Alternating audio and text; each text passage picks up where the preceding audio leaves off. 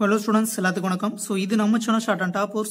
So இந்த வீடியோல பார்க்கக்கூடியது Grammalogues tricks and tips part 4 part 3 அதாவது 3 வீடியோ வந்து ஆல்ரெடி போட்டாச்சு.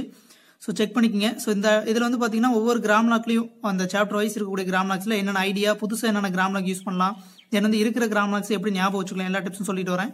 சரிங்களா? அந்த வகையில இது பார்ட் 4 ஓகேங்களா? பை இப்போ பை வந்து நம்ம ஸ்பீட்ல இங்கிலீஷ் ஸ்பீட்ல வந்து பாத்தீங்கன்னா பை அதிகமான தடவை யூஸ் பண்றதுனால இது நம்ம Grammalogues எடுத்துக்கலாம். சரிங்களா? சோ அப்ப பி மட்டும் போட்டா ஃபர்ஸ்ட் பேஜ்ல பை எது நம்ம ஐ அந்த வவல்ஸ் சிம்பிள் வைக்க தேவையில்லை. சரிங்களா? பை முடிஞ்சிருச்சு. அடுத்து வாஸ் வாஸ் சோவும் சில பேர் கன்ஃபியூஸ் பண்ணிக்காங்க. வாஸ் வந்து டார்க்கா போட்டீங்கன்னா வாஸ், லைட்டா போட்டீங்கன்னா சோ. சரிங்களா? லைட்டா போட்டீங்கன்னா எஸ் மட்டும் எஸ் ஸ்ட்ரோக் மட்டும் போட்டீங்கன்னா அது சோ. சரிங்களா? வவல்ஸ் எதுவுமே வைக்க தேவையில்ல.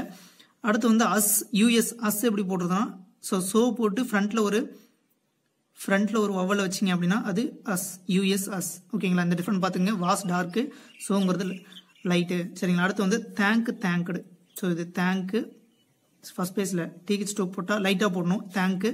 ஸோ அடிச்சு விட்டோம்னா தேங்க்டு. லைட்டாக ஸ்ட்ரைக் அவுட் பண்ணுங்க. சரிங்களா? லைட்டாக ஸ்ட்ரைக் அவுட் பண்ணிங்கன்னா அது தேங்க்டுன்னு மாறிடும். சரிங்களா? அடுத்து வி ஷல் வி விஸ். நல்லா பாருங்க. வி ஷல்னா இதோட முடிச்சுக்குங்க. வி போடுறீங்க, ஷல் வந்து எஸ்கெச் ஸ்டோக், அது உங்களுக்கு தெரியும். We shall. சரிங்களா? ஸோ இது எக்ஸ்ட்ரா சொல்லிடுறேன்.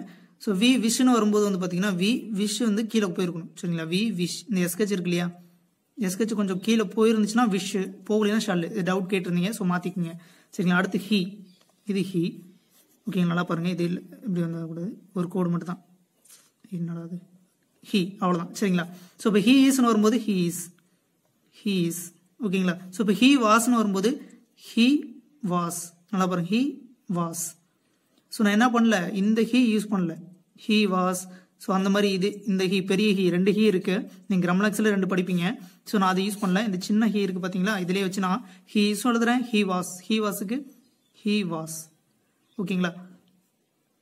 ஸோ நன்றி.